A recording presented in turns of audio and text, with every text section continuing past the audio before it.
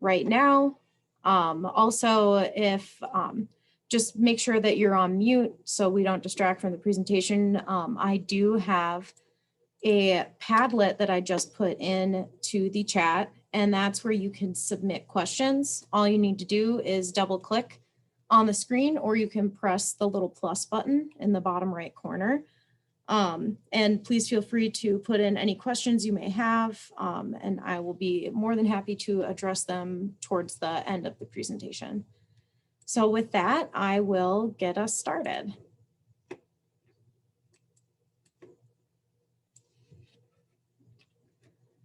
So why do we publish the Talent Pipeline Report, and who are we sharing this with? We publish this report to provide data and trends over time that are not apparent from a snapshot. It also allows us to make better informed decisions to strengthen our economy. And this report is really geared towards policymakers, businesses, workforce, economic developers, and education and training providers. Really anyone from the Talent Found network who can use this information to inform their work. So what is it exactly? In 2014, the CWDC was charged by legislation to create a cross-agency annual talent pipeline report. The 2020 report is the 7th release. I'm going to share a summary of key data points, and I will share some background. I will touch on workforce data, supply and demand, strategies, workforce response and return on investment, and then I will touch on the 2020 recommendations. For some background, since the first iteration of this report, over 50 bills related to talent have passed. The report typically documents key features of the current labor force, strategies to align supply and demand, and recommendations. The report differs this year due to COVID-19. Therefore, with the data we have available this year, the report covers COVID-19 impacts, including leading industries and occupations, top posted skills, vulnerable jobs, and permanent job losses, as well as the identification of business resources. The recommendation section is different in that it is a workforce roadmap for economic recovery. It is a collective action plan developed jointly by state agencies to build upon existing strategies and working closely across sectors to strengthen Colorado. It's important to note that the data is specific to Colorado unless otherwise noted, and that the data available at this time does not yet show the full impact of the pandemic on our economy and the workforce. Another important factor to note is that employment and wages data lag considerably. The following information analyzes what available data we have in an attempt to look at the most recent workforce data through COVID-19. I just saw that a couple more people are popping into the meeting, so I'm going to post another link to the Padlet, which is where we are submitting questions for the end of the presentation. First, we looked at emerging shifts in demand. COVID-19 has accelerated the future of work trends. Trends we initially thought would take more than 10 years to occur happened in a matter of weeks, requiring us to quickly adapt and adopt strategies to fit the current reality and new predicted future. We need to be flexible in our response and strategies moving forward, especially as new information and data become available. The current and future nature of work calls for continuous learning and training to keep up with the shifts in demand. Digital literacy, agile learning, and work-based learning all are and will be in demand in Colorado's labor market. This table shows the top 5 occupations with the highest number of job postings from March 2020 to December 2020 in La Plata County. Heavy and tractor trailer truck drivers, registered nurses, and retail salespersons top the list. One caveat with this data that's really important to note is that it only accounts for online job postings. This doesn't capture the full picture of what's happening, especially in rural areas, because occupations and industries may not rely entirely on online job postings. So this gives us an idea of what we're looking at in certain areas, but it does not give us the full picture. These are the top posted technical and essential skills in job postings from March through December 2020 for La Plata County. In contrast to technical skills that are specific to jobs and industries, essential skills are more general personal qualities that help facilitate interactions with others and are associated with workplace readiness. Communications, customer service, and sales top the list for essential skills, further highlighting the importance of these skills. And for technical skills, merchandising, nursing, and basic life support top the list for La Plata County. As Colorado focuses on economic recovery, an important factor to consider is job vulnerability. The Brookings Workforce of the Future Initiative tool, which is called Visualizing Vulnerable Jobs Across America, defines vulnerable jobs as jobs that pay low wages and do not provide benefits.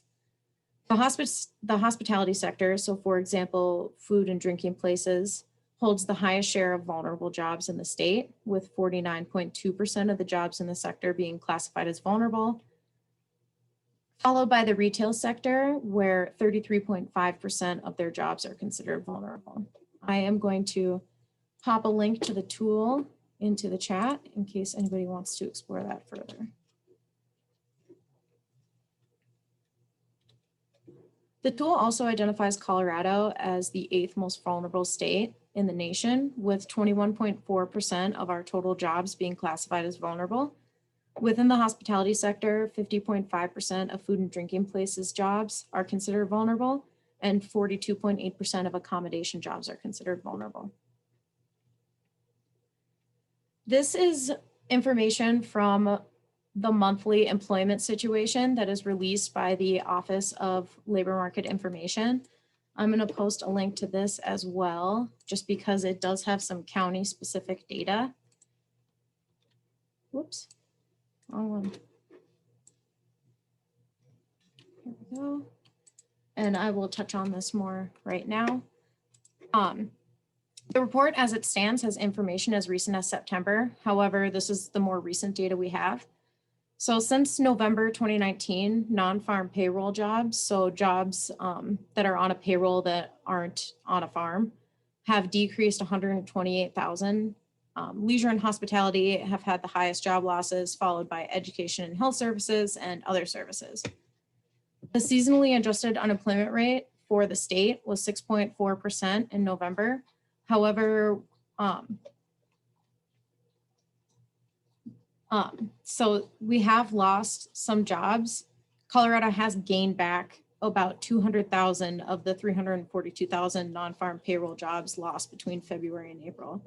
And that translates to a job recovery rate of 61.2%, which exceeds the US rate of 55.6%.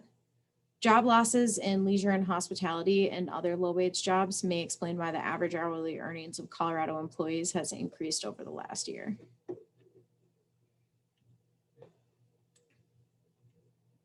This is the not seasonally adjusted unemployment rates as of November 2020. This is also on the labor market, the Office of Labor Market Information site. They refresh these monthly. La Plata County is at 6% unemployment in November of 2020, and that's a little bit below the statewide rate of 6.4%. You see that the darker the county, the higher the unemployment rate, and you see there's a high unemployment rate in the rural resort area and as well as San Miguel County. What I'm going to really emphasize is we don't know what's going to happen in the future. As I mentioned before, we have yet to see the full picture of data related to the pandemic, and COVID-19 is a novel experience globally. Things keep changing and are going to keep changing until we start to figure things out. Therefore, it's hard to predict the future of the workforce with certainty. As time goes on, short-term and long-term impacts on our economy and workforce, as well as effective recovery strategies, will be more clear.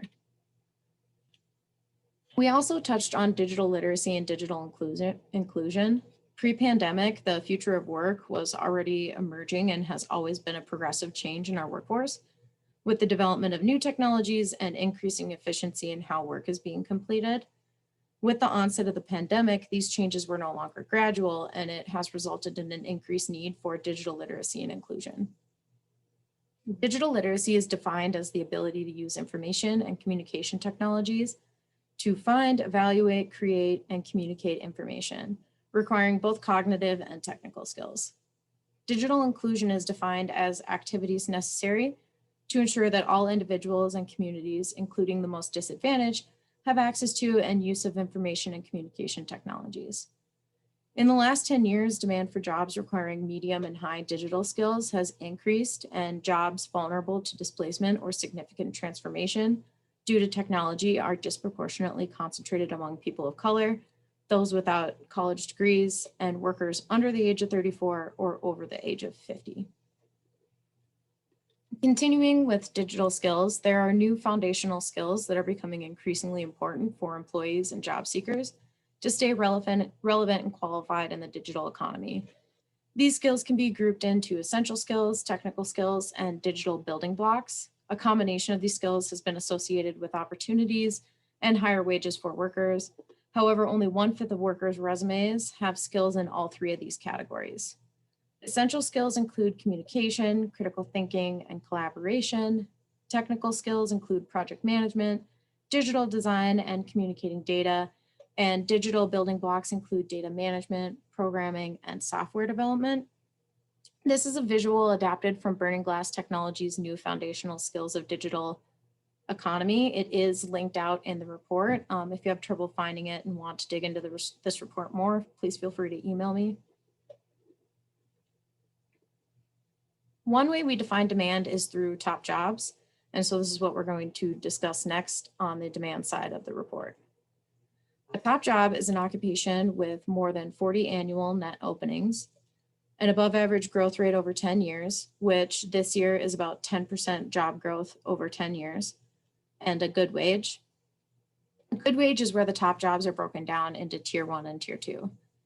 Tier 1 top jobs have a wage that can support a family of 3, and that's 2 adults, 1 that's working, and 1 child, and that is $25.88 an hour.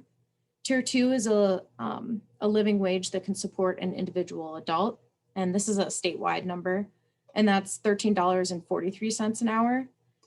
This is using the MIT Living Wage Calculator, and it includes food, it includes calculations such as food, childcare, medical, housing, transportation, and other. And this is basically like a survival wage. So this is what the minimum you need to be able to survive. And then although we are still using an above average growth rate over 10 years as a threshold for top jobs, the average growth rate has been cut in half to a little bit below 10% over 10 years. So the top job methodology adjusts for that drop, and I'll kind of dig into that a little bit in a few slides. Statewide, there are 143 top jobs classified as tier 1 and 111 top jobs classified as tier 2.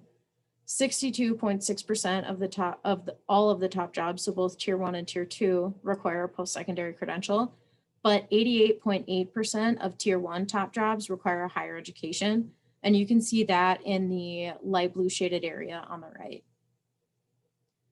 Using Brookings automation and artificial intelligence analysis, we looked at the automation potential for Colorado's top jobs. The overall automation potential for all of the top jobs, so both tier 1 and tier 2, was low to medium potential of automation for these occupations.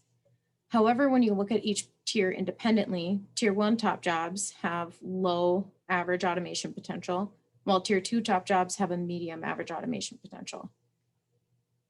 We can infer from these numbers that higher paying jobs with an above average growth and more than 40 annual openings require fewer routine tasks and have a lower risk of automation. I am going to drop in a couple more links into the chat. The first one that I'm dropping in is Appendix B, and that is statewide top jobs. And then the second one I'm dropping in is a job demand visual throughout the state. And those are just fun data visualization tools you can use to kind of explore those jobs a little bit more. And in a couple of slides, I'll drop in regional top jobs.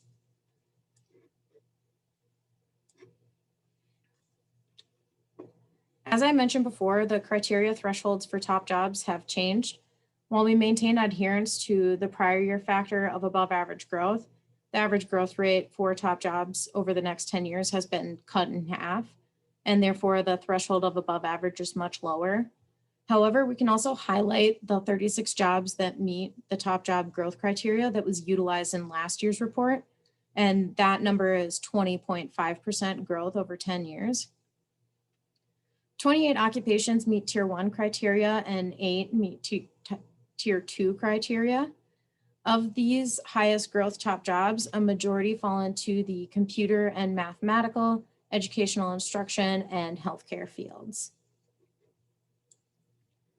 I was able to pull some top jobs in the southwest balance of the state, and this is Appendix C. These are also listed in the report as well, but these are top jobs by region. And so I looked at the southwest balance of the state, and there were 19 jobs classified as top jobs. You can see that a majority fall into healthcare, education, and the trades. So these are particularly important occupations, especially in that area of the state. I will also send Janae a copy of these slides because I know I'm going through information pretty quickly, and it's kind of hard to read through 19 occupations and wages by the time I flip through the slides. So I will make sure to send these out. I was also able to look at largest industries and occupations within La Plata County. It looks like government, healthcare and social assistance, and accommodation and food services and retail trade are kind of the industries with the most jobs within the county. You can see in the accommodation and food services and the retail trade, it is above the national average. And if we think back to the job vulnerability tool that I talked about, most of the accommodation and retail trades jobs have vulnerable jobs. So there's quite a few people within those occupations that have a low wage and are not being provided with benefits. The largest occupations within La Plata County include office and administrative support, sales and related. You see that's where the construction and extraction jobs kind of pop up trades-wise. Now we're going to move on to the supply side. Given the emerging growth industries and skills needed by the future workforce, the report assesses if current supply and demand aligns with the demands of industry in terms of numbers, skills, and credentials. To give a broad swipe, in 2019, Colorado ranked 5th in labor force participation, behind DC, Iowa, Minnesota, and Nebraska. Men and individuals with a higher education are more likely to be in the labor force. And we are the second fastest in growth of individuals 65 plus. This further highlights the demand for A, healthcare workers, and B, upskilling and reskilling as people are living and working longer. Now I'm going to dive in specifically to labor force participation, and then we'll touch on unemployment. As a reminder, labor force participation rate is the percentage of the civilian non-institutional population 16 years and older that is working or actively looking for work. Another thing to note is it's difficult to determine the impact of COVID-19 on specific segments of the population due to data collection methods and timeframes. Looking at the rates from August 2019 through July 2020 captures some of the impacts of COVID-19, but because a majority of the data is pre-pandemic, we can't capture the full impact. Thus, only inferences can be made about how the pandemic is fully impacting different groups in Colorado. So using that employment situation link or looking on the Office of Labor Market Information website, they'll post more up-to-date information about labor force participation and unemployment. So you can kind of try and keep up with how fast things are changing. This is the labor force participation rate by age group from August 2019 through July 2020. You see that those ages 25 to 54 have the highest labor force participation rate at 85.6%. This is congruent with historical data. This is typically the highest age group this is typically the age group with the highest labor force participation rate. The second is 20 to 24-year-olds, and then that is followed up by 55 to 64-year-olds. Hispanic or Latinx population has the highest labor force participation rate between both genders. However, you can see that in the dark blue, that's the female labor force participation rate. Since last year, all of the female rates have decreased. Startling, I'm sure some of you have seen some of the startling statistics from the Bureau of Labor Statistics, but also there was a McKinsey article that came out that said that the COVID-19 crisis has driven as many as 2 million women, particularly mothers of young children, to consider leaving the workforce and stepping back from their careers. So this is, I expect this number to kind of decrease a little bit more, unfortunately, but that's kind of why you see the drop in the female labor force participation rates. This is the labor force participation rate by education level. Those with a bachelor's degree or higher have the highest participation rates, and those with less than a high school diploma have the lowest rates, which is a gap of about 15.8%. It's important to note that these may be higher. Those with less than a high school diploma may still be in school, so they may not be participating in the labor force. So these are good numbers to help us with a starting place, but definitely talking within your community and workforce centers will kind of bring more light into what's actually happening on the ground. This brings me to post-secondary credential attainment specifically. This is Colorado's attainment rate for those between the ages of 25 and 34. Credential attainment has a strong positive correlation with labor force participation. As I mentioned on the previous slide, as credential attainment increases, labor force participation increases, but unemployment also decreases. I was able to look at La Plata County's attainment rate specifically using this Lumina Foundation tool. And you can kind of look at all the details of attainment rates throughout the state. And La Plata's post-secondary credential attainment for those 25 to 64 years old with an associate's degree or higher is at 50.1%. The bummer about this tool is it doesn't disaggregate by gender, race, and ethnicity. So we're really still looking on better ways to report on county numbers. Now we'll move into the unemployment rate. The unemployment rate used is U3, and as defined by the Bureau of Labor Statistics, it's a percent of that labor force, so the labor force participation, that is unemployed. This doesn't include discouraged workers or marginally attached workers or involuntary part-time workers. So this is just the typical unemployment rate that's you see in the news that you most frequently hear. This is the unemployment rate by education level. As I mentioned before, labor force participation increases with education, but also unemployment decreases. Those with the bachelor's degree or higher have the lowest unemployment rate at 3.5, and those with less than a high school diploma have the highest unemployment rate at 7.5%.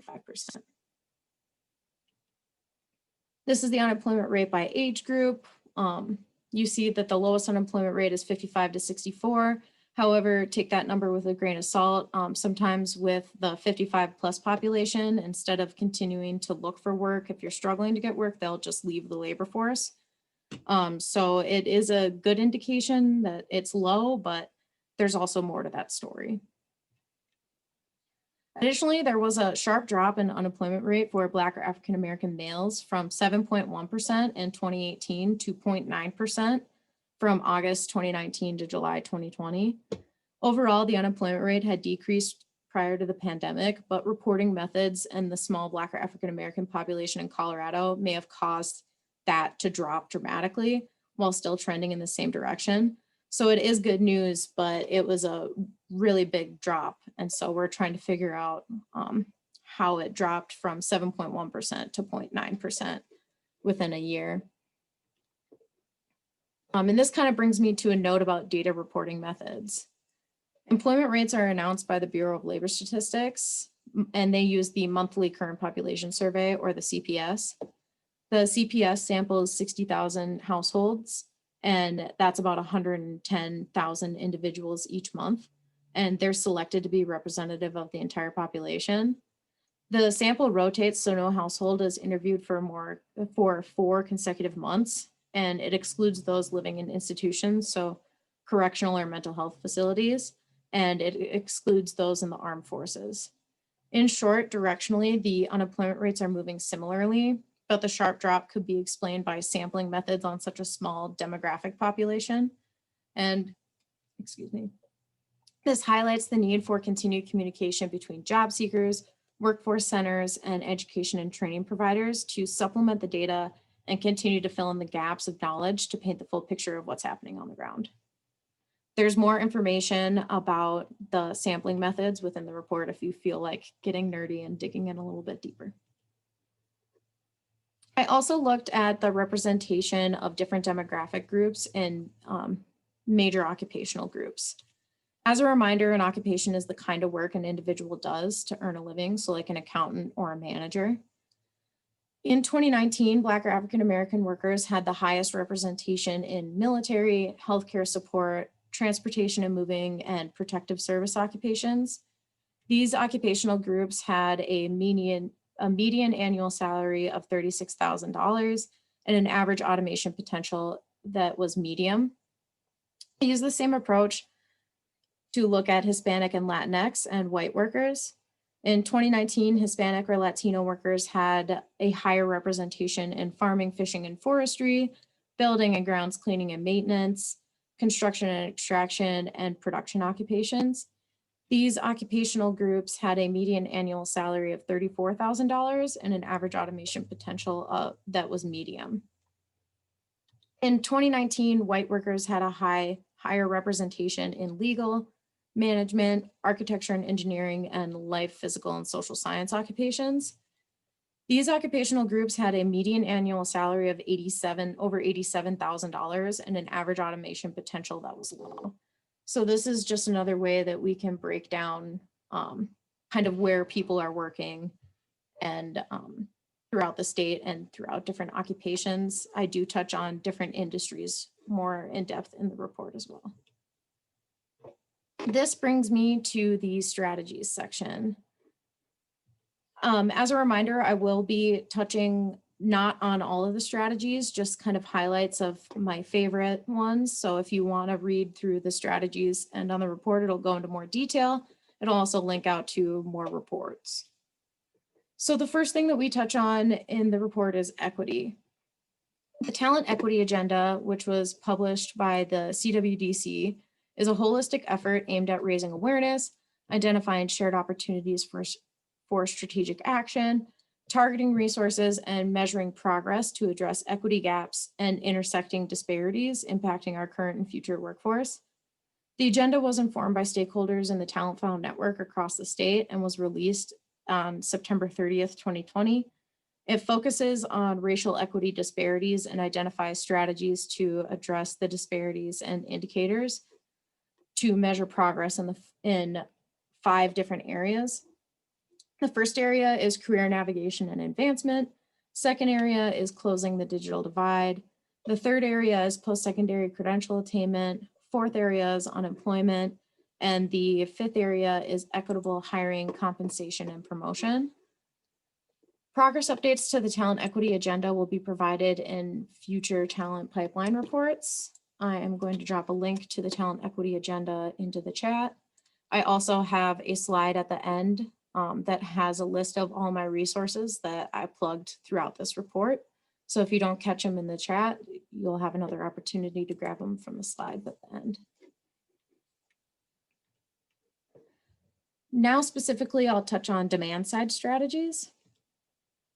Regional public-private partnerships bring business leaders together within a specific industry to collaborate with public partners in education, economic development, workforce, and community organizations.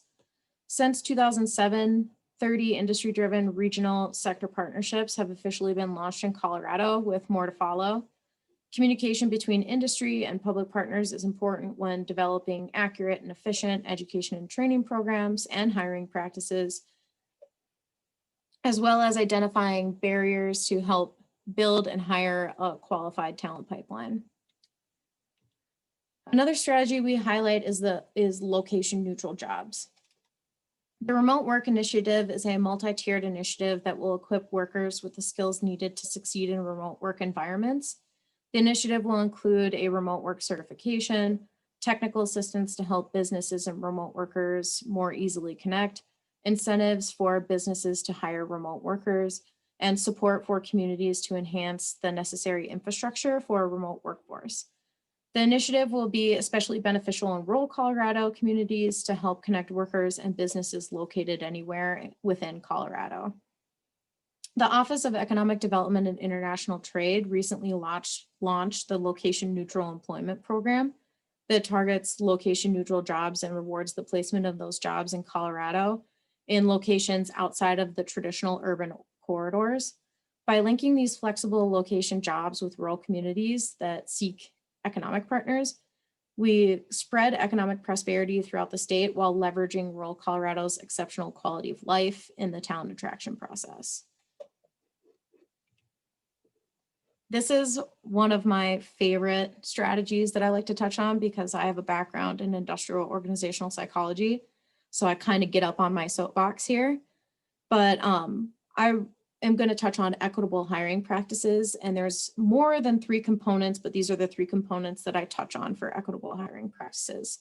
The first is skills-based hiring, which allows industries to be more specific about their hiring needs, cast a wider net for filling jobs, and allows for a more diverse candidate pool in the hiring process. Employers and job seekers benefit from this because there's a direct identification of what's necessary to perform successfully on the job, reducing potential educational attainment barriers or other barriers for applicants. Selection or recruitment procedures, when done correctly, may mitigate adverse impact and disparate treatment. And in a short way to say that, discrimination. For example, stripping identifying information from resumes may reduce discrimination based on gender, race or ethnicity, or other demographic factors. Stripping identifying information helps focus on hiring for skills and reducing any implicit biases. My favorite one that I like to talk about is structured interviews. On the other end of the spectrum are unstructured interviews. Unstructured interviews allow for implicit biases or overt discrimination to remain unchecked and are not valid predictors of job performance. Structured interviews, on the other hand, are much better. Interview questions are typically developed from a job analysis, usually only focus on a narrow scope of essential job tasks and skills, and they have the same questions for every applicant, have anchored skills for every question, and that lets it be scored. So structured interviews and skills-based hiring work hand in hand to aid in reducing discrimination and adverse impact by standardizing the process and focusing on critical skills necessary for successfully completing job tasks. Next, I'll touch on business resources. The key to quality jobs is strong and thriving businesses. Supporting the growth and development of businesses helps keep and grow jobs across Colorado. And funding and program opportunities for businesses throughout the state include the Energize Colorado Gap Fund that provides small business loans and grants. And these are through OEDIT. I'm going to drop a link to OEDIT's site that has a list of all their funding opportunities, many of which I'll touch on right now. The next one is Colorado's Enterprise Zone, or the EZ program, and it's designed to promote a business-friendly environment in economically distressed areas through income tax credits. And then the last one we touch on the report is the Work Opportunity Tax Credit, which it is a federal tax credit incentive for employers who hire individuals belonging to specific priority groups. And here is a link to the Office of Economic Development and International Trade's page that kind of gives you a more in-depth description of what each of these business resources entail. Moving on to the supply side strategies. Upskilling and reskilling, as I mentioned before, are essential for an agile workforce. This has been pivotal in the past, but has been made even more apparent by the sudden shift in demand for digital skills, for the remote workforce, and the need to reskill and upskill those who were displaced by COVID-19 into different industries. The Lives Empowered initiative is one example of working to upskill and reskill these frontline workers. There's more information on this initiative in the report, as well as on the council website. But in short, they are developing retail, hospitality, and food and beverage career pathways that have identified on-ramps and off-ramps and identified skills and education necessary to kind of help identify where people are and where people can go within the industry.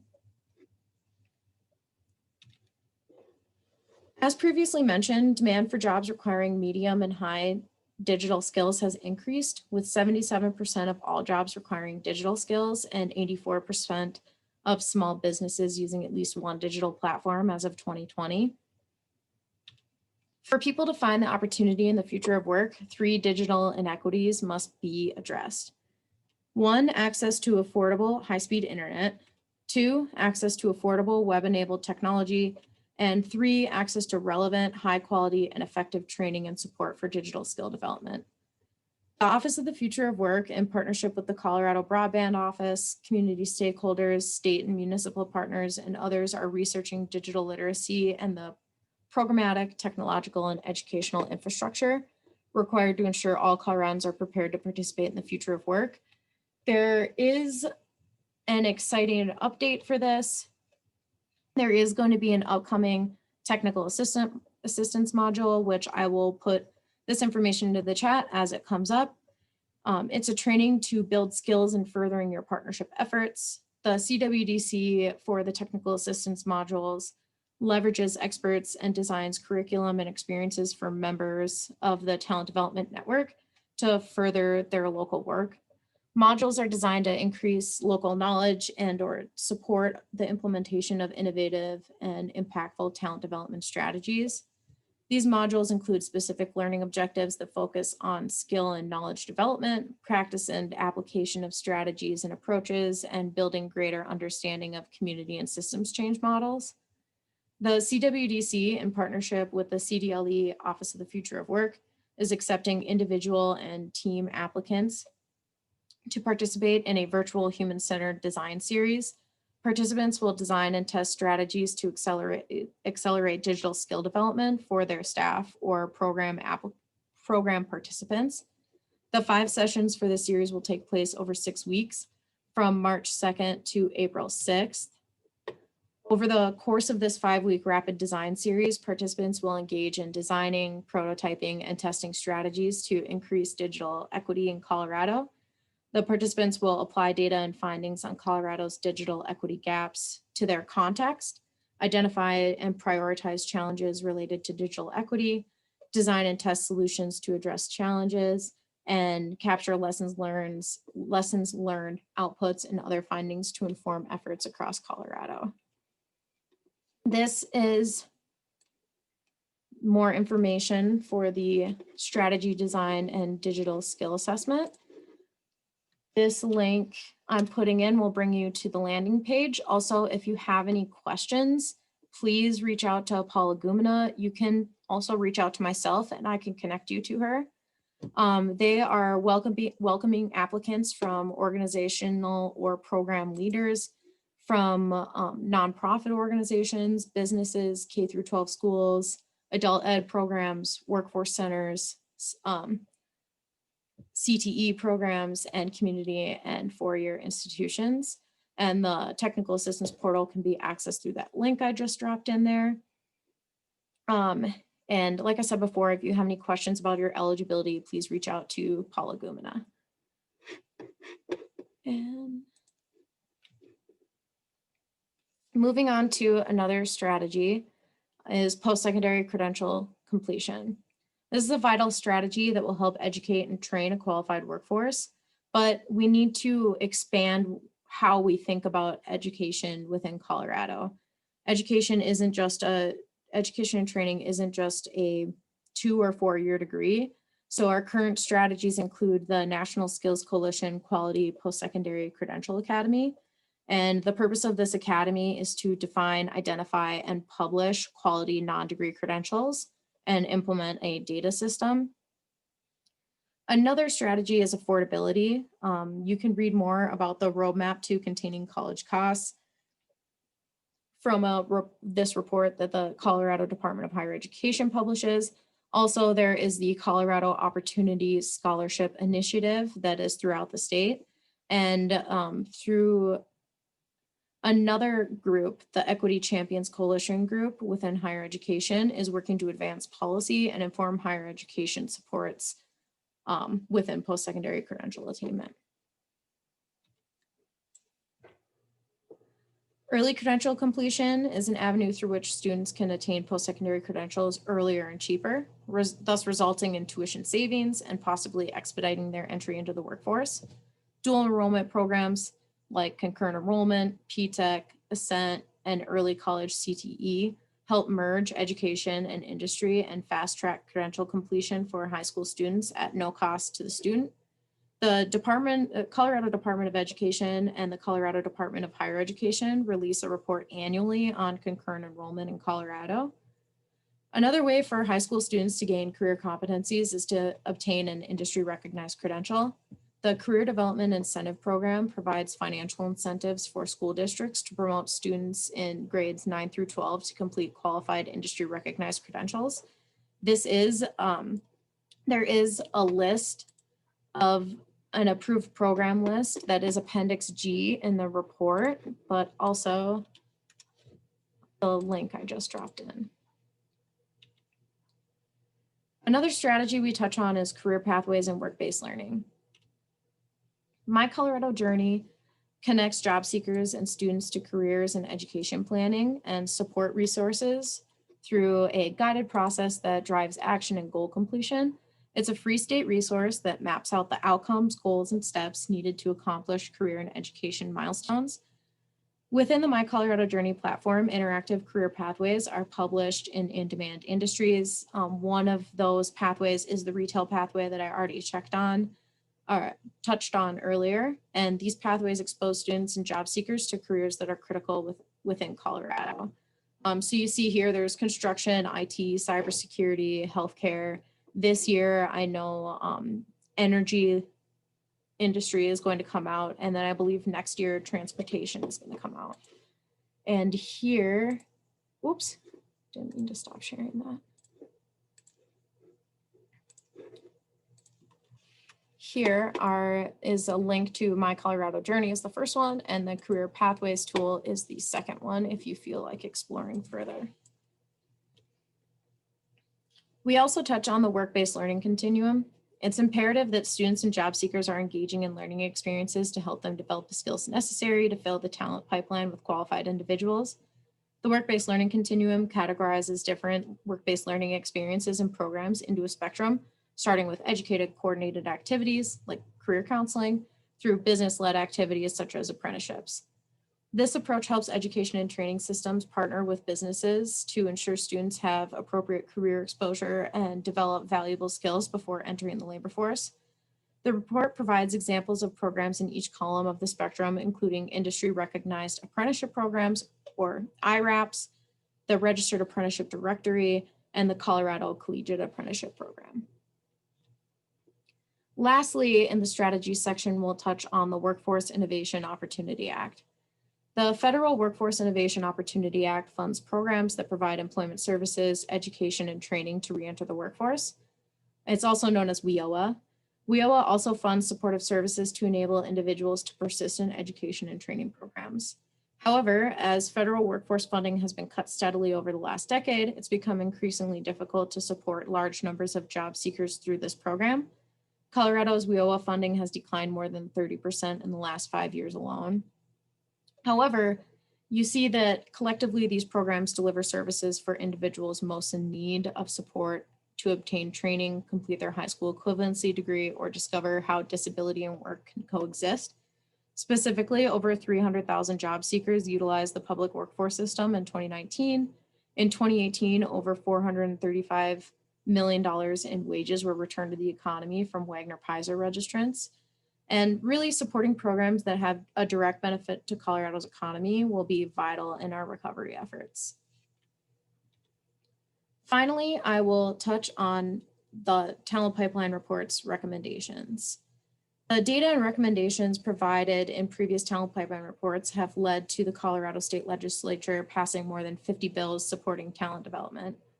The CWDC and its coalition of partners are ready to build on this by supporting the legislature and policy concepts to close the skills gap and support economic prosperity in every corner of Colorado. As we discuss the recommendations, please keep in mind they are meant to be broad, so they can be flexible in implementation for different areas and circumstances. The name of this plan is Colorado's Plan for Workforce and Economic Recovery in 2021. Colorado must focus on its talent pipeline in order to facilitate equitable economic recovery that creates more opportunity for prosperity throughout the state. This collection of strategies, investments, and policy recommendations formulates a response to the COVID-19 pandemic that will stimulate growth by stabilizing, accelerating, and preparing all segments of the labor force for the immediate and long-term future. Each of these actions must be pursued with an intentional and focused approach on equity that examines who benefits and who is left behind by existing structures so that state-supported education, training, and business stabilization programs can provide the foundation for an equitable recovery. This CoPower 21 is both an action plan and a vision. Execution of these concepts is already underway through existing resources and programming, deploying a combination of state, federal, and private funding. To the extent that additional financial investments in stimulating the economy and promoting recovery become available, this plan also presents strategies that are ready to scale quickly and efficiently. The first component of the plan is equity in the talent pipeline. In order for Colorado's economy to work for everyone in our state, approaches to education, hiring, and advancement must be re-envisioned. Training and technical assistance for businesses and organizations are being launched to implement the talent equity agenda, as I mentioned before, and resources are available that can guide the design and implementation of programs and initiatives so that they maximize equitable opportunity. The next component is to stabilize. Existing programs and available jobs can be leveraged to mitigate worker displacement in the short term by using data to identify trends, expose individuals to the best information on career pathways, and invest in what works. Colorado's existing suite of labor market information tools can be further enhanced by investing in localized forecasting data platforms, as well as the identification and benchmark factors of job quality itself. As data are obtained, continued investment in providing information to individuals that is consumable and accessible is critical to allow for informed choices by Coloradans. Finally, in order to fully analyze the evidence about existing programs, investments in connections across data sources, so for example, data trusts, are necessary so that accurate conclusions can be drawn and transformative policy decisions can be made. Next is to accelerate. The Talent Found Network has a robust infrastructure in place for training and connecting individuals to in-demand jobs and career pathways. The response time to put Coloradans back to work can be advanced through a variety of programs that provide job training with critical wraparound supports and career coaching, and can provide job training with critical wraparound supports and career coaching. Programs and strategies that have demonstrated results include internships, apprenticeships, and supportive services. Additional investments can enhance growth by incentivizing changes in hiring practices, providing more training funds for local networks to distribute, and streamlining registration and oversight processes through state structures.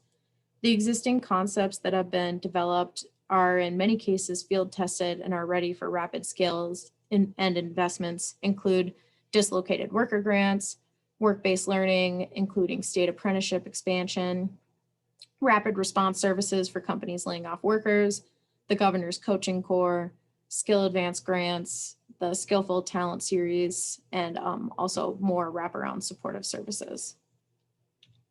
And lastly is prepare. As Colorado responds to the immediate talent crisis brought on by COVID-19, we must continue to enhance the mechanisms that will upskill and reskill individuals for the future of work. Investments in policy that reduce barriers or incentivize participation in these areas will ensure that all Coloradans are equipped to succeed in the emerging economy. These areas include affordability of post-secondary education, expansion of early childhood education, increasing digital access through the Office of the Future of Work's plan to enhance digital literacy and close the digital divide. Also growing concurrent enrollment by enabling access for all school districts in the state, completing a state definition and inventory of quality non-degree credentials and promoting the acquisition of those to individuals in both K-12 and post-secondary education, and then also connecting individuals with some college credit but no degree to resources necessary to return to education programs. So all in all, with an intentional focus on equity, this three-phased approach to stabilize, accelerate, and prepare Colorado's talent pipeline is already underway. It will only be realized through the alignment of agency strategic plans and effective development of partnerships within and across all sectors in all areas of our state. Together, we can emerge from our current economic state with a better Colorado and a future with more opportunity and prosperity for all Coloradans. We just need to make sure to break through those silos. I have my email right here. I'm going to look. I have 2 questions on the Padlet here I will address. If there are any other questions, please feel free to pop them in the chat or go ahead and unmute yourself. But I'm going to touch on the first one I saw about digital skills.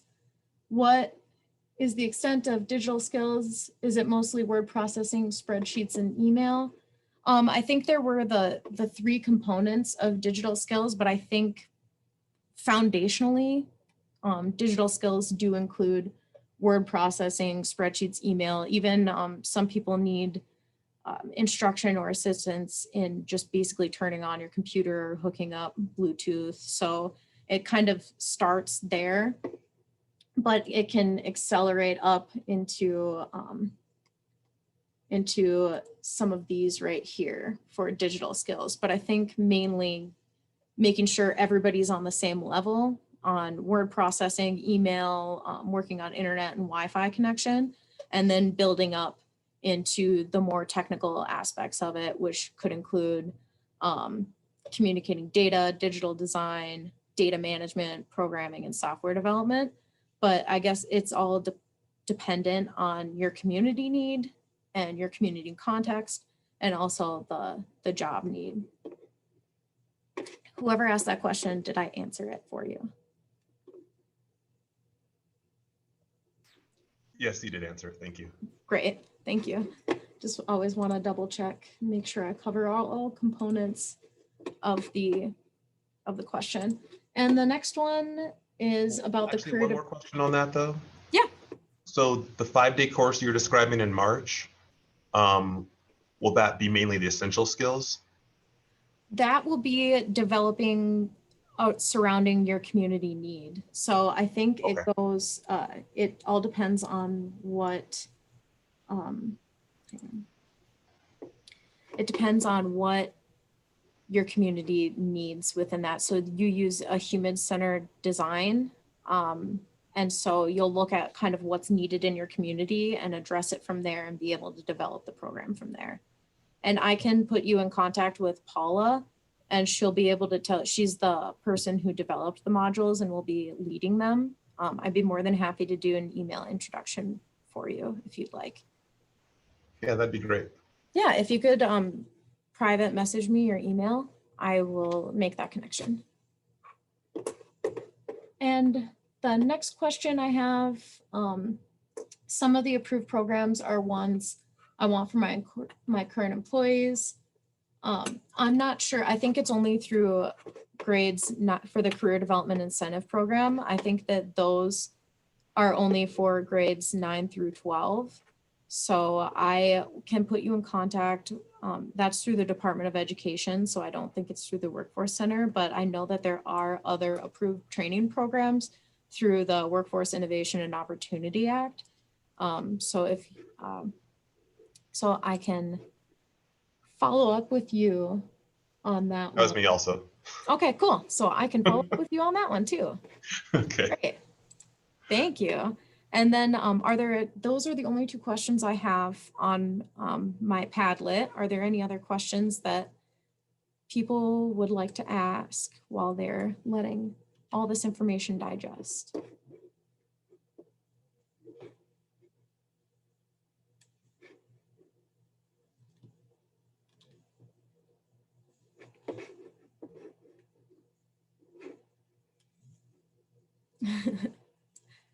And if I know there's a lot of information and a lot of data, so I'm going to put my email into the chat. And if you think of a question later on today, later next week, please feel free to email me and ask away. I love having these conversations, and I would be more than happy to help you out. But if there is nothing else, I will give you all 4 minutes of your day back. And I really appreciate you listening in today.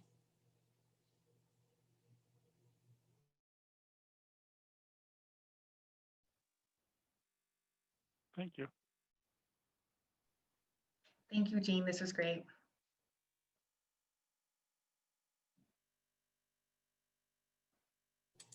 Anytime.